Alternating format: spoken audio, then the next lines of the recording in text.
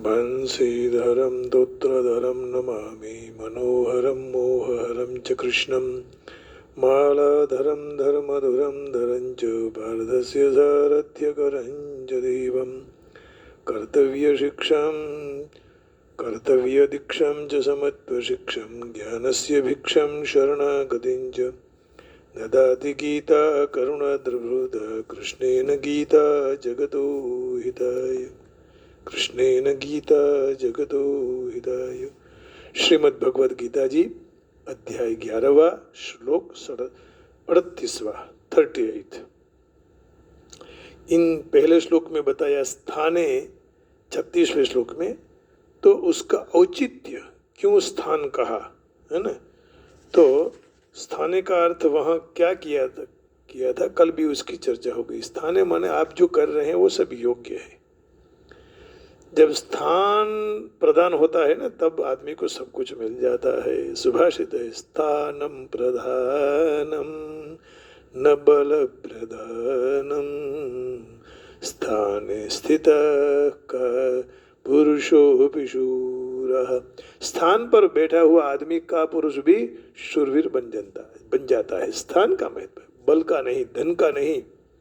तो यहाँ स्थाने शब्द पहले श्लोक में कहा, अब दूसरे श्लोक में भी कह रहे हैं। 4 श्लोक में उसकी पुष्टि करेंगे कि स्थाने शब्द का अर्थ किया कि जो आप कह रहे हैं, कर रहे हैं, हो रहा है, सब योग्य है।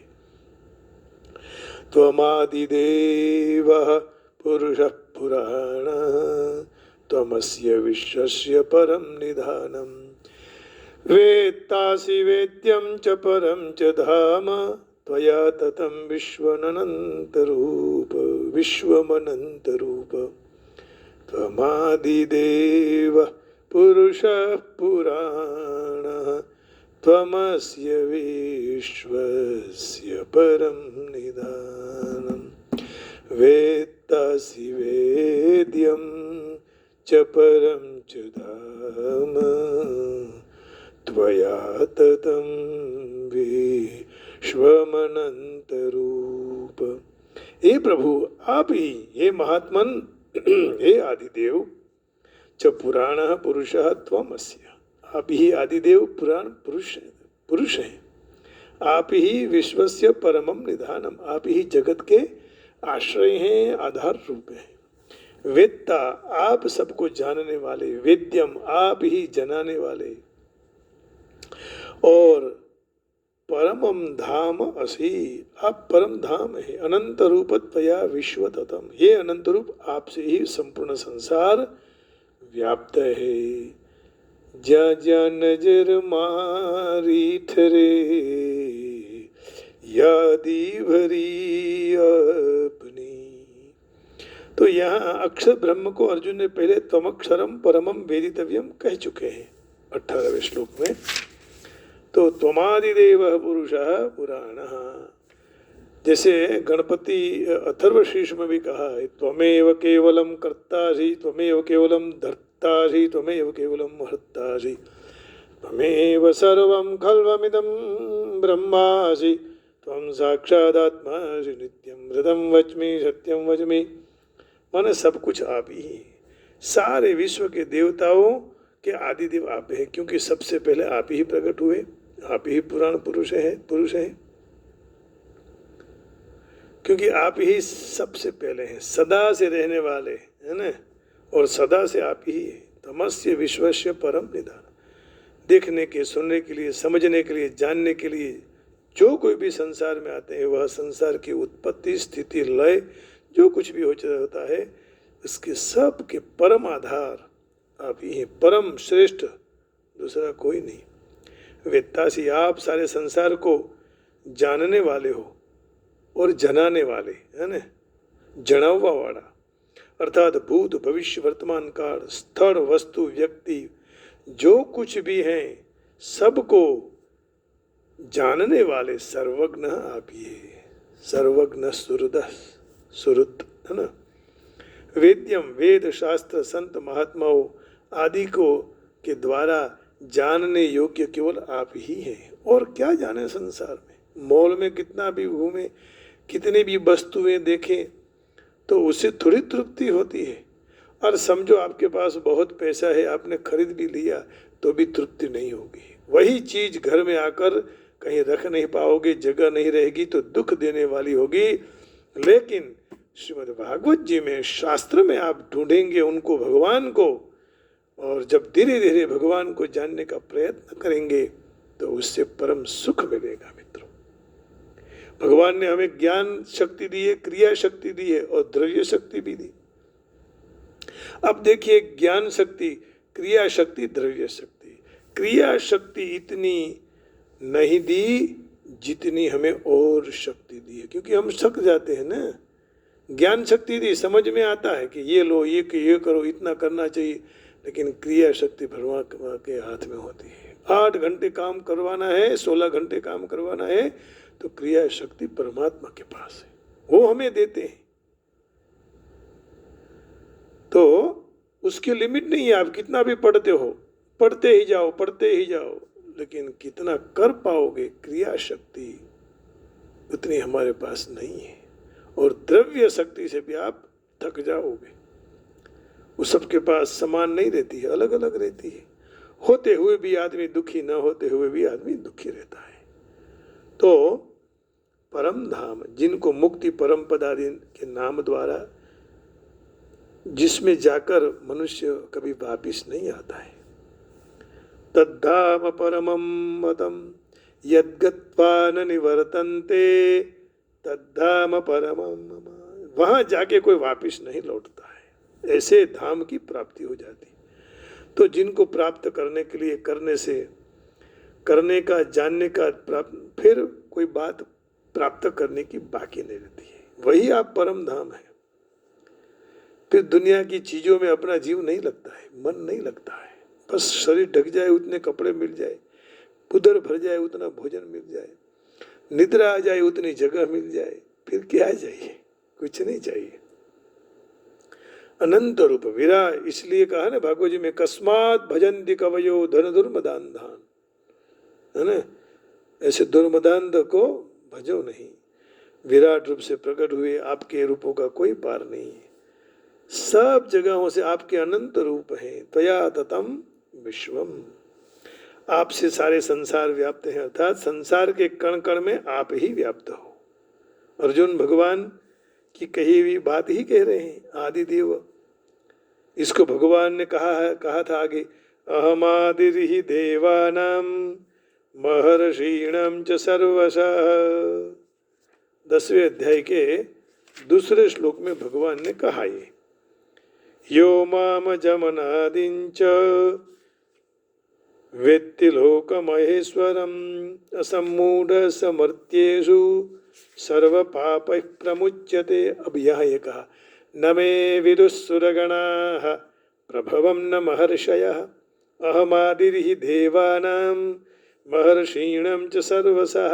भगवान ने यही कहा था, मैं ही, मेरे द्वारा मैं मारा प्रगट थवाने નથી देवताओं जानता। देवता मुझे प्रगट का नहीं जानते हैं, महर्षि भी नहीं जानते, क्योंकि मैं सर्व तरह से देवताओं और महर्षियों का आदि कारण हूँ, इसलिए वह कैसे जानेंगे। अहमादिर्हि देवानां महर्षीणां च सर्वशः न मे विदुस्सुरगणाः प्रभवं न महर्षयः।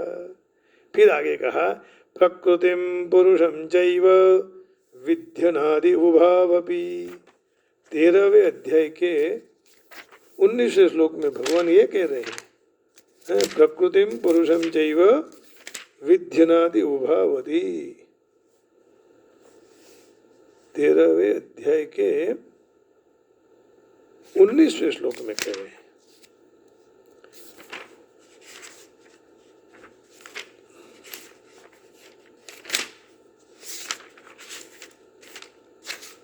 प्रकृतिं पुरुषं चैव विध्यनादि उभावपि विकारांश्च गुणांश्चैव विद्धि प्रकृति संभवान। प्रकृति पुरुष, ये दोनों को अनादि जानो, और इन विकारों को और गुणों को प्रकृति से उत्पन्न हुए हैं ऐसा जानना। क्योंकि कार्य और करण से होने वाली क्रियाओं को उत्पन्न करने में प्रकृति ही कारण है, और प्रकृति भगवान की आज्ञा की तरह चलती है। तथापि अनादि होते हुए भी प्रकृति परमात्मा के अधीन है, आश्रित है, क्योंकि प्रकृति परमात्मा की परिवर्तनशील शक्ति है, परंतु परमात्मा किसी की शक्ति नहीं, वह शक्तिमान है। भगवान क्या है? शक्तिमान। पुराण यानी भगवान को पुराणम 8वें अध्याय के 9वें श्लोक में ऐसा कहा है? 8वें अध्याय के 9वें श्लोक में देख लेते हैं। ये सब चिंतन जरूरी है। अब ऐसा है ना, घृष्टम घृष्टम पुनरपि पुनः चंदनम चारुगंधम, जैसे जैसे इसको हम पढ़ेंगे उतना और आनंद मिलेगा। 8वें अध्याय के 9वें में लिखा है, कविम पुराणम अनुशासितार मनोरमणीयान् समनुस्मरेद्यः। कविम पुराणम अनुशासितार मनोरणीयं समनुस्मरेद्यः।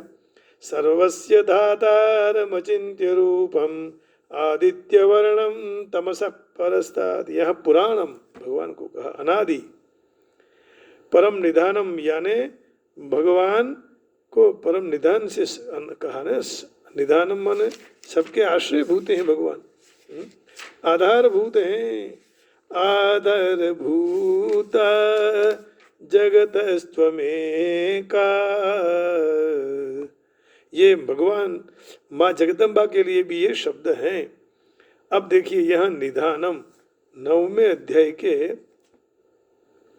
18वें श्लोक में है ना, गतिर्भरता प्रभु साक्षी निवास शरणम सुहृत् प्रभव प्रलयस्थानम निधानम बीजमव्ययम। गतिर्भरता प्रभु साक्षी निवास शरणम सुहृत् प्रभव प्रलयस्थानम निधानम बीजमव्ययम। तो निधानम यहाँ जो कहा है कि निधान क्या है, तो निधान का अर्थ कहा है भंडार तथा अविनाशी बीज मैं ही हूँ। भगवान खुद कह रहे हैं मैं ही ऐसा अविनाशी और भंडार बीज हूँ। वेत्ता यानी वेदाहम समतीतानि वर्तमानानि च अर्जुन, ऐसा कुछ है। 7वें अध्याय का 26वां श्लोक देख लेते हैं। वेदाहम समतीतानि वर्तमानानि च अर्जुन। वेदाहम समतीतानि वर्तमानानि च अर्जुन भविष्याणि च भूतानि मम तु वेद न कश्चन।